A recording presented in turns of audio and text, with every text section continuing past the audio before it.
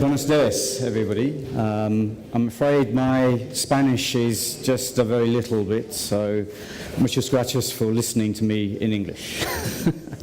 Okay, I'm here to give you a case study on some technology that I helped develop with the UK Ministry of Defence and what that means for cybersecurity and lots of things that you've heard about today. So this will talk to lots of the issues that you've heard. So we want to address how we protect our critical infrastructure, and that's vital for digital growth and jobs, as I will describe. Now let's go here. So let's see if I can get this to work. Okay, so I'm going to talk about some technology on how we assess cyber defence capability, where that came from, the capacity building program we're using that with worldwide, the digital agenda, and you've been hearing some of the conversations about digital.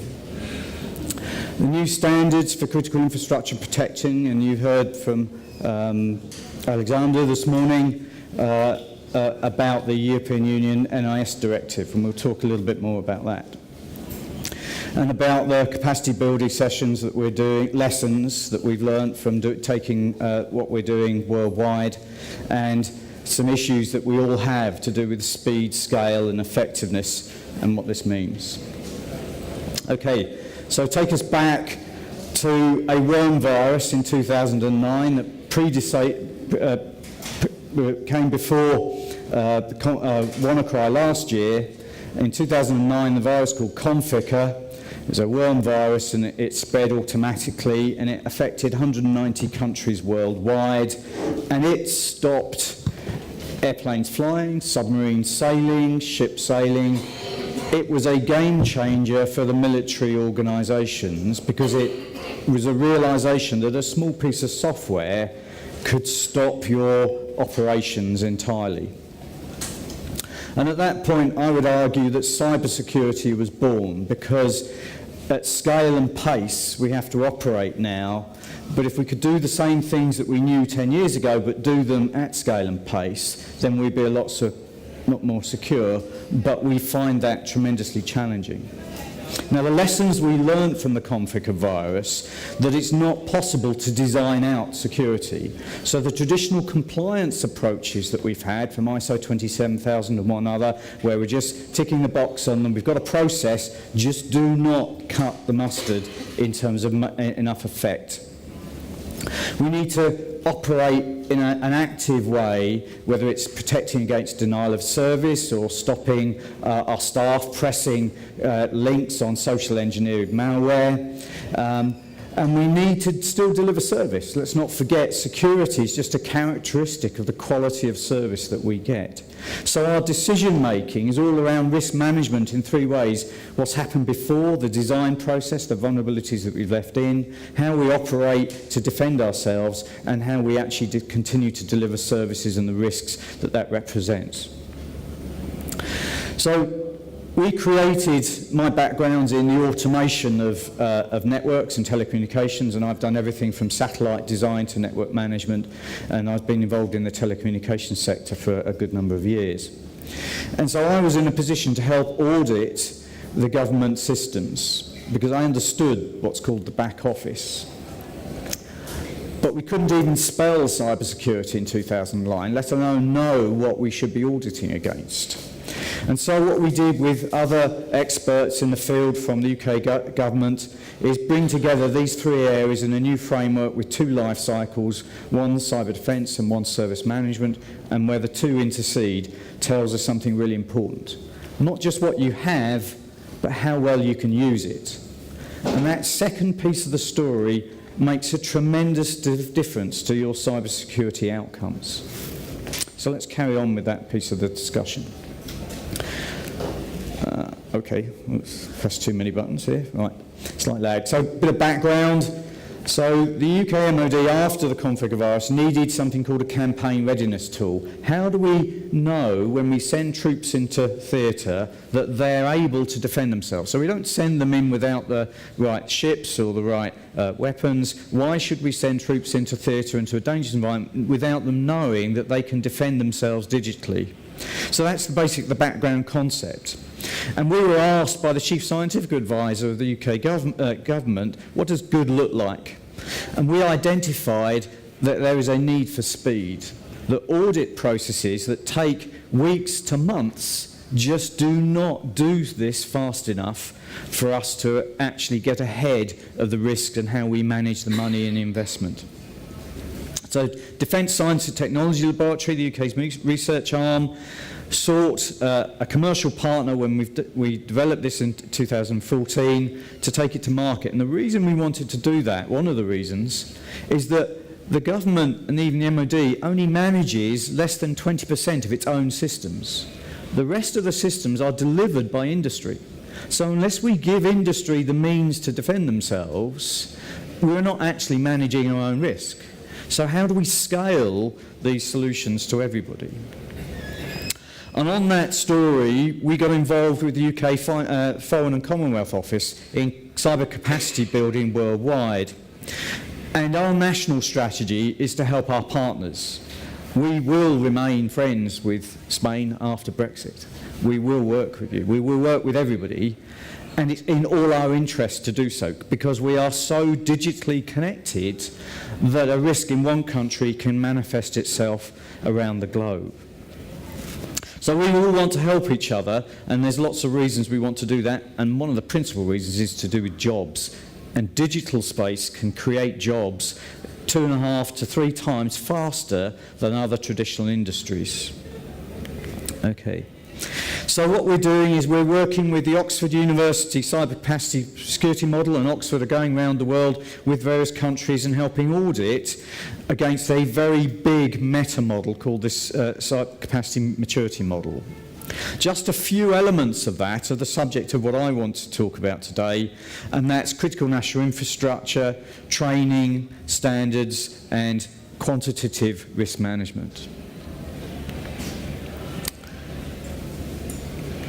Okay, so at an international level, the UK is trying to spread ideas, work with people, raise funding, and generate political will for more collaboration for us to all collectively get ahead of this cybersecurity challenge.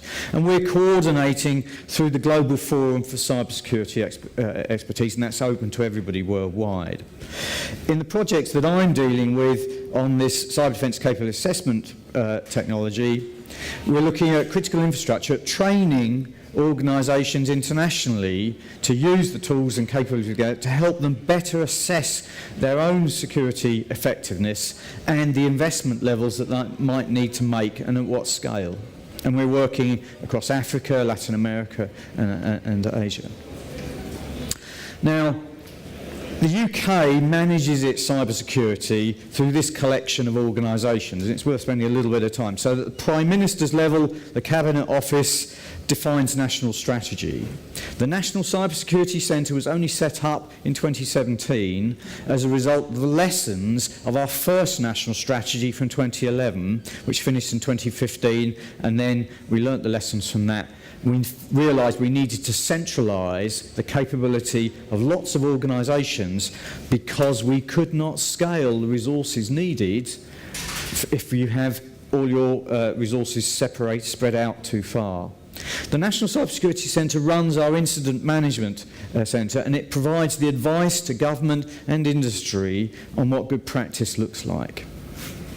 We have other organisations deal with organised crime, protection of physical security, and we work with our industry. So most of our critical infrastructure is not delivered by government. It's delivered by commercial organisations that we need to work with in partnership to capability. And through the Foreign Office, we want to work internationally to spread that message.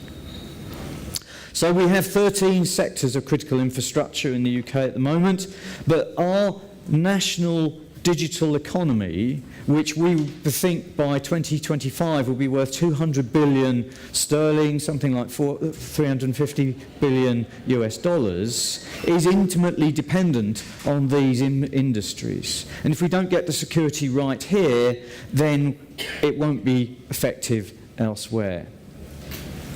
There's hyper-connectivity now with digital. Everything's connected to everything.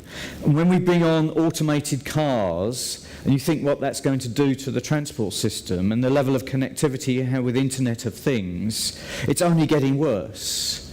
And so how do we deal with the dynamic and the pace that this is all coming on stream? So our national strategy is to help those critical organisations identify their vulnerable systems, to maintain a proportionate level of security. So no one ever has enough money for security. Okay? It's always a difficult business conversation about how much is enough for the right outcomes. So there'll always be a residual risk, but there has to be a proportionate conversation. And the capability has to be tested. We need to know that organisations are going to be able to respond in an effective manner to protect our critical infrastructure, our water, our food, our transport, whatever it is, because attacks will happen and they will be effective. Our National Health Service had a major failures last year because of WannaCry, but those kind of attacks are happening all the time, and they will strike again and be successful, and we need to know how to respond.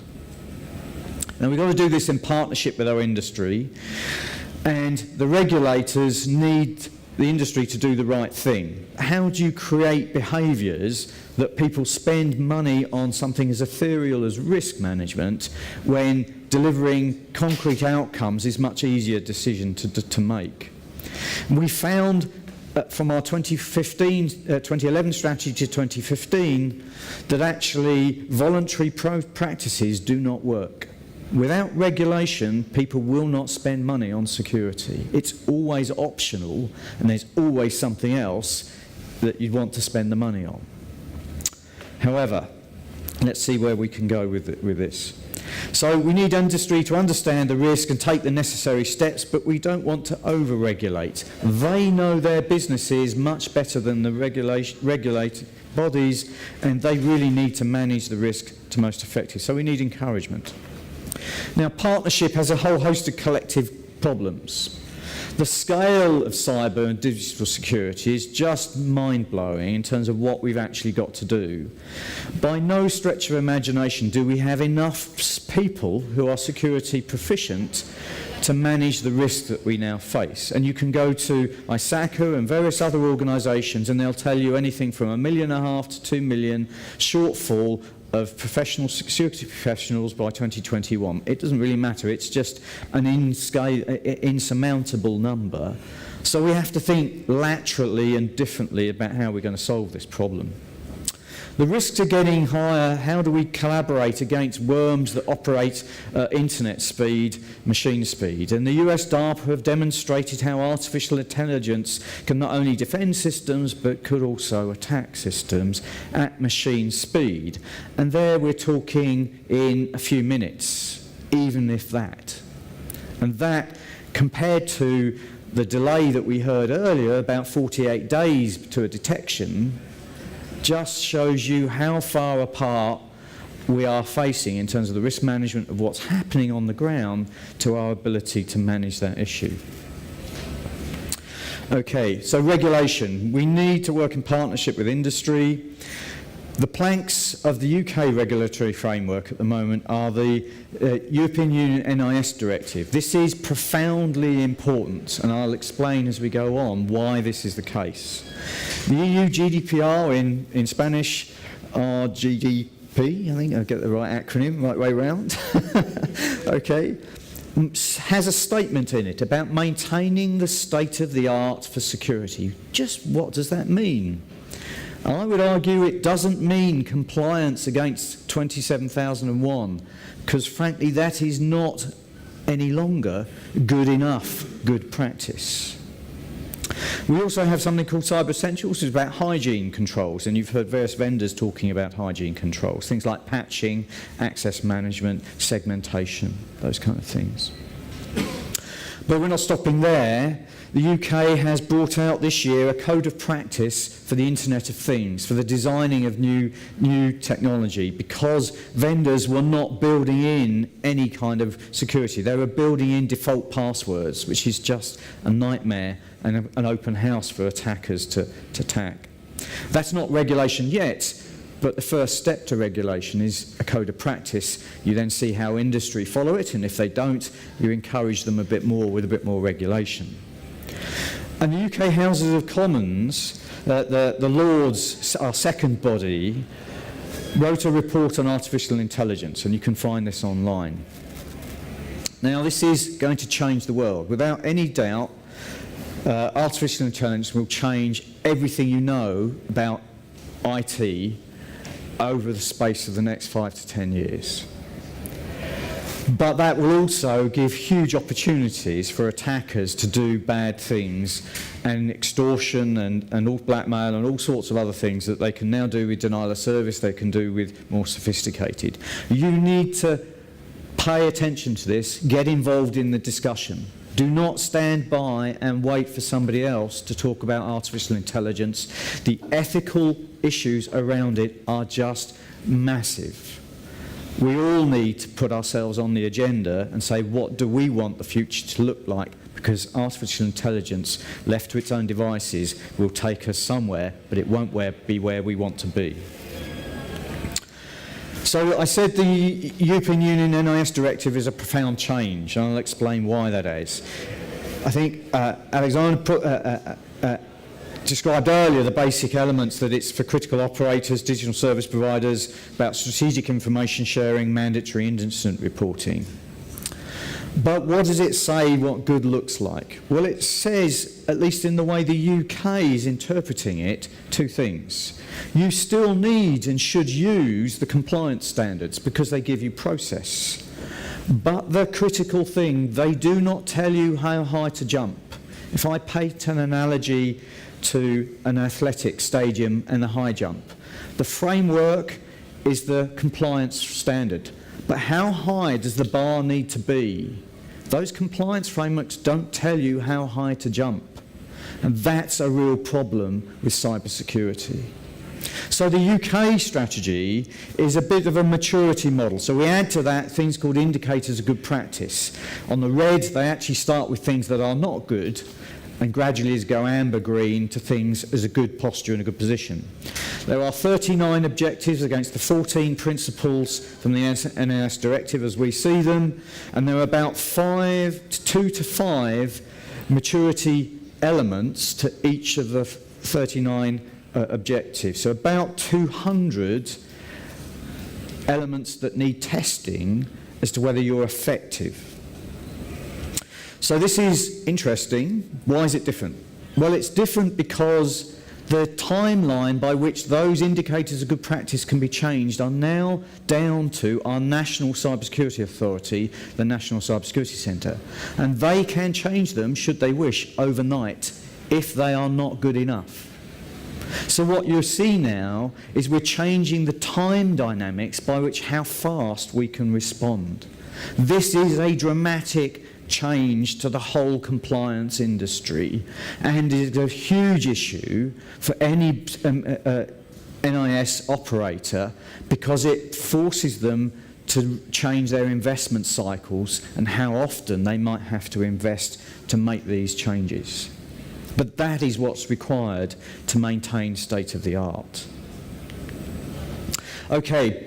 Going back a bit, 2015, our UK government was organised a bit like this, and we were using the Cyber Defence Capability Assessment tool across over a year, about 60 different critical assets across the whole of government and industry to try and analyse how effective we were. But the organisations across government were not effective in themselves. There were just not enough resources. The realisation was we cannot proceed with our current structures and expect to manage this scale of problem. Here's some actual results from the work that we're doing. 56 assessments. Each of those vertical bars is an individual critical asset, and the coloured code is a maturity model assessment. Benchmarked against real-world effectiveness scores, and you see there is a very large range of effectiveness of what you would expect to see as national infrastructure. The story is a bit more complicated because when you put context into that in terms of risk appetite, how much risk do I want to take, the bars change their levels. So some things that look bad aren't so bad if you actually want to take that risk. And if you're trying to move fast on a digital economy, you might actually be forced to take that risk, but better to take it in the way that you know. Time's up, I'm going to speed up. Anyway, scale is an issue. We changed our infrastructure at our national level, and the UK National Cybersecurity Centre has developed this thing called the Cyber Assurance Framework, which is our solution to what's good enough for the NIS Directive. We are currently building that into the CityCat tool. The CityCat capability allows us to identify cultural issues and blockers, normal people and process, but a bit more sophisticated than that. It's all about road mapping and what you need to fix. And as your maturity changes, what you need to fix changes with it. This is a really telling slide. Please pay attention to this slide. This is a benchmark of real-world effectiveness of Cisco Amps detection software. It will detect any malware within about 60 minutes. It detects about 50% within 10 minutes. But the NotPetya ransomware worm went round the world on the Maersk system in 7 minutes. So you can spend all the money you like on the most sophisticated solutions, the best in class that the world has to offer, and you will still be taken out by these systems. So you have to understand how you're going to recover.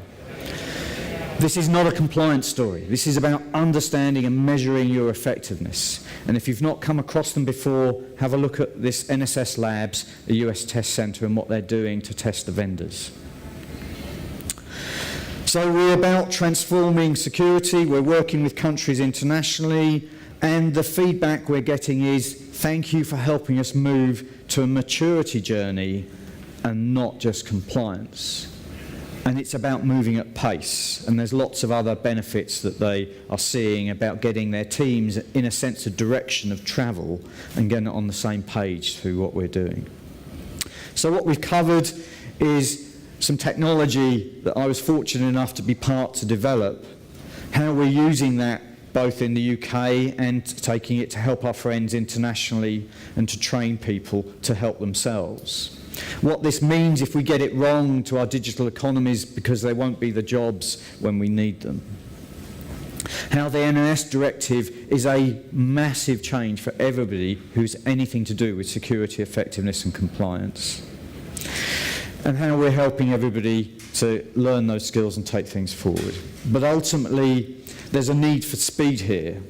There's an urgency.